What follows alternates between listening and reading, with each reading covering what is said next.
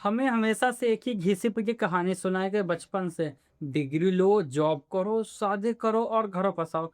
लेकिन ये फ़ॉर्मूला आज के 2026 के इस इंडिया में 1995 के किसी व्हाट्सएप फॉरवर्ड जैसा लगता है, जिसको पढ़ने में तो बड़ा मज़ा आता है, लेकिन काम का ये किसी ढेला भर भी नहीं।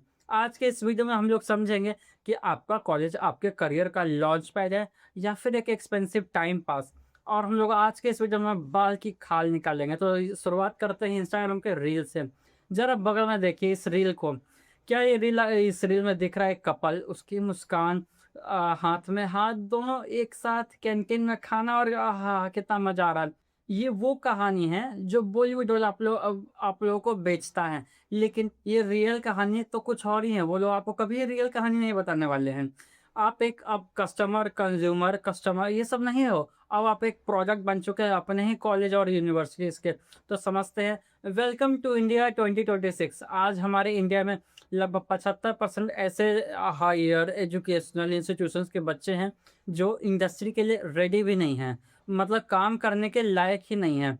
और हमारे सिलेबस और हमारे कॉलेजेस आज उस दुनिया में जी रहे हैं जहाँ पर हमारे फ़ोन्स में कीपैड का फ़ीचर्स हुआ करता था। आज भी हमारे सिलेबस पत्थर से आग जलाना सिखा रहे हैं, जबकि दुनिया एआई से रॉकेट उड़ा रही है। आज यही नतीजा है कि आज हमारे देश भर में लगभग 16% ही ऐसे कॉलेजेस बचे हैं जो एक्चुअली मतलब कि सबको नौकरी का शक्ल दिखा पाते हैं। बाकी के 84% कॉलेजेस तो बस ये रेलवे के किसी एक्सपेंसिव वेटिंग रूम जैसे हैं। लेकिन वो कपल्स का क्या, आई मीन वो स्टूडेंट्स का क्या हुआ? तो वो स्टूडेंट्स उनका कुछ होने जाने वाला है नहीं। वो लोग या रील बनाएँगे, अपनी ज़िंदगी कुछ ऐसे ही काटेंगे। फिर बाद में सरकार को दोष देंगे, किस्मत को दोष देंगे, अपने माँ-बाप को दोष देंगे। तो समझते हैं कि आज दुनिया भर में लोग मंगल ग्रह पर जीवन ढूँढ रहे हैं। लेकिन आज हमारे स्कूल, कॉलेजेस के सिलेबस में ये पूछा जाता है कि अकबर के पोते का नाम क्या था? पढ़ाया जाता है। लेकिन क्या आपको लगता है कि ये सब हमारे काम का है? जो एक्चुअल चीज़ें उनको बताया नहीं जाता। आज यही हालत है कि आज देश भर में लगभग 51% कुछ ऐसे कॉलेजेस हैं, 51% ही ऐसे बच्चे हैं जो एक्चुअली फाइनल ईयर में ग्रेजुएट होने के बाद जॉब के लिए एम्प्लॉयबल हैं। इसका मतलब अगर क्लास में 100 बच्चे हैं तो उनमें से 49 बच्चे, तो वो तो लोग तो बस सिर्फ बेंच गर्म करने आए हैं। आपको आपको कॉलेज वालों ने पंख ही नहीं दिया, लेकिन आप अंडा तोड़कर बाहर आ गए।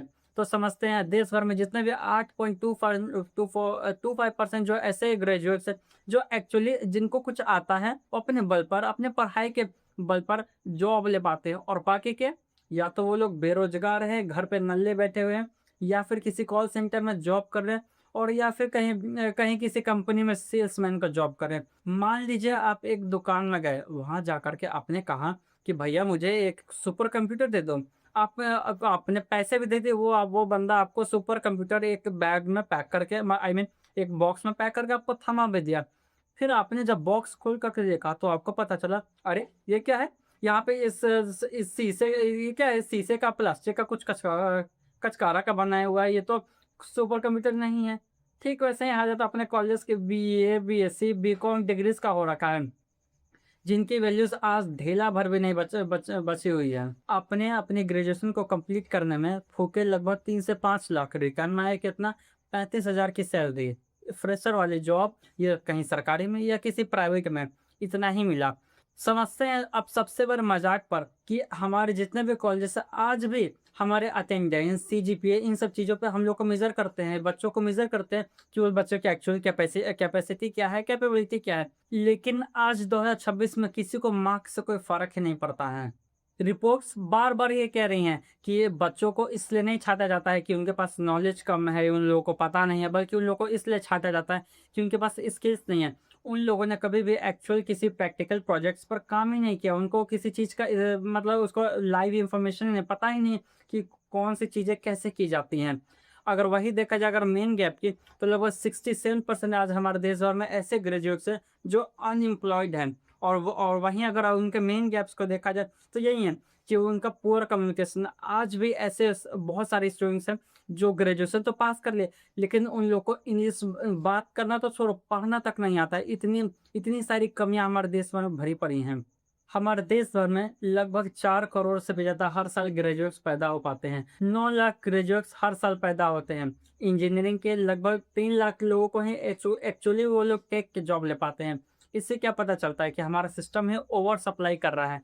समझते हैं अपने प्लेसमेंट के रियलिटी को, यानी कि प्लेसमेंट जो जितने भी देश के जितने टॉप लेवल के कॉलेजेस हैं जैसे कि आईआईटी, आईआईएम, एनआईटी, ये सब जितने भी टॉप यूनिवर्सिटीज़ हैं, इन सब में प्लेसमेंट्स तो हैं। हाँ, ये प्लेसमेंट देते हैं 50 लाख, 2 करोड़, यहाँ इतना तक का है, लेकिन सिर्फ़ कुछ लोगों के लिए, सबके लिए नहीं है। यहाँ पे ये आलम ये है कि लगभग आईआईटी के जितने भी लगभग 38% ऐसे स्टूडेंट हैं, जो अभी भी अनप्लेस्ड हैं। इससे क्या पता चलता है कि अगर आप बेटर कॉलेज में जाते हैं, टॉप कॉलेज में जाते हैं, आपके पास सिर्फ़ बेटर पॉसिबिलिटीज़ है, बेटर चांसेस है, लेकिन अभी भी कोई गारंटी नहीं है। बात करते हैं अपने मिड टियर कॉलेजेस से, यहाँ आते हैं स्टेट यूनिवर्सिटीज़, प्राइवेट कॉलेजेस। इन सब कॉलेजेस में होता क्या है कि यहाँ भी मान लेते हैं 6 से 7 एलपीए तक के प्लेसमेंट्स यहाँ पे लोगों को मिल जाते हैं। लेकिन यहाँ के ऐसे बहुत सारे बच्चे हैं जो सेल्स के जॉब करते हैं या कोई लो स्किल्स जॉब करते हैं। समझते हैं अपना तीसरे थर्ड टियर कॉलेजेस को। यहाँ आते हैं लोकल कॉलेजेस, लोकल यूनिवर्सिटीज़। इनमें क्या होता है कि यहाँ का प्लेसमेंट रेट बहुत ही कम होता है। इन दोनों से सबसे ज़्यादा कम होता है। इससे होता क्या है कि यहाँ के बच्चे आधे से ज़्यादा अनएम्प्लॉयड होते हैं। भारत के आधे से ज़्यादा इसी कैटेगरी में आते हैं।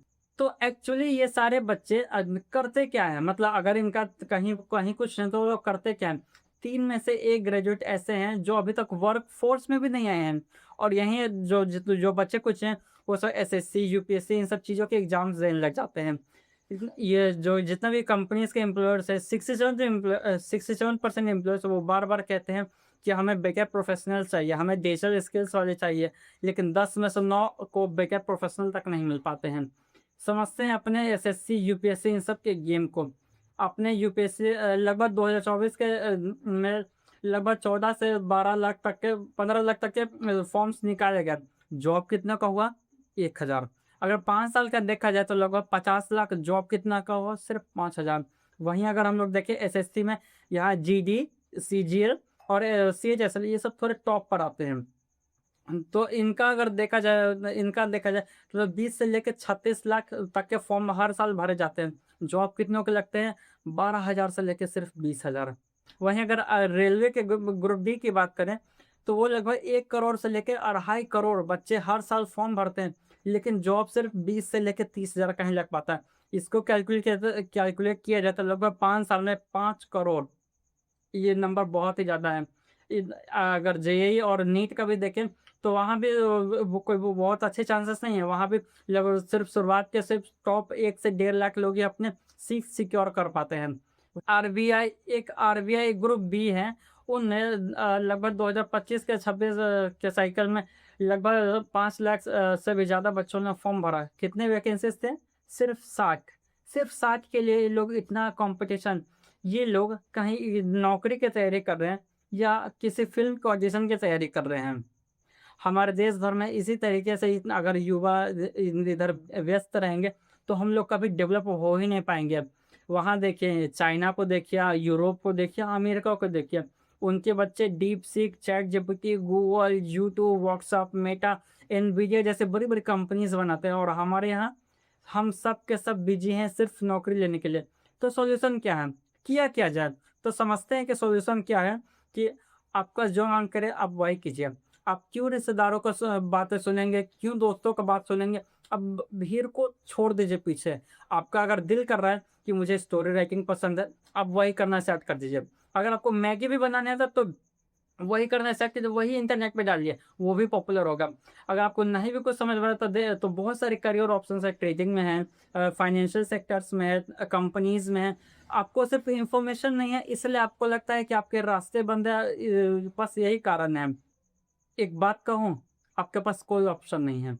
आपके पास सिर्फ़ 2 ही ऑप्शंस है। पहला, आप किसी सरकारी नौकरी की तैयारी कीजिए और लाखों करोड़ों के भीड़ में से अपने आप को लाइए, जबकि आपको पता है कि ये कॉम्पिटिशन का जो फिनिश लाइन है वो डिसाइडेड है कि इतने हज़ार लोगों को ही देना है, इससे ज़्यादा आप कितना भी मेहनत करें। लेकिन मैं तो यही कहना चाहूँगा कि आप लोगों को खुद पर विश्वास करना चाहिए, आपको खुद की चीज़ों को करना चाहिए। मेरा देखिए, हमको भी बहुत से लोगों ने कहा, "अरे! तुम तो यूट्यूब वीडियो बना रहे हो, तुम ज़िंदगी बर्बाद कर लोगे।"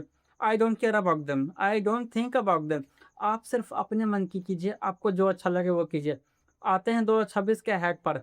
इंडिया का एनरोलमेंट रेशियो लगभग 26 से लेके 27% ग्रॉस तक आता है। इससे क्या पता चलता है कि यहाँ पे अगर आपके पास स्किल्स हैं, तो आपके लिए कॉम्पिटिशन बहुत ही कम है। अगर एक एग्ज़ाम्पल लेते हैं, क्या आपके शहर में कोई स्टोरी राइटर है? क्या आपके शहर में कोई गाने लिखने वाला है या कोई मतलब डायरेक्टर है? नहीं है। क्यों नहीं है? क्योंकि वहाँ किसी का फ़ोकस ही नहीं जाता है। तो अब ये आपके डिसीज़न में ये आपकी चॉइस है कि आप बीए करेंगे या फिर बैचलर ऑफ चाय वाला करेंगे। आपके पास कोई ऑप्शंस नहीं है सिवाय अपने आप के।